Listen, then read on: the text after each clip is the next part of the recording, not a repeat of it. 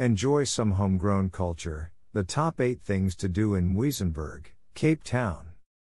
Lennon 001/Wikimedia Commons/CC by SA 3.0. Artistic talent is nurtured in Muizenberg and there are several excellent entertainment venues to explore.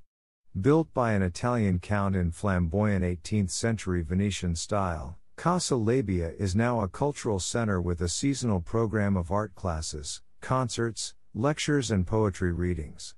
It also hosts monthly series such as the Summer Sunday Jazz Concerts and the Classical Morning Concerts, held on Thursdays. Alternatively, Muizenberg's Masque Theatre is the venue of choice for community and professional plays. Its event calendar also includes everything from dance showcases to film screenings. Come in October and you may be able to take part in the Muizenberg Festival, a 2-week celebration of local culture complete with a full schedule of public performances and events.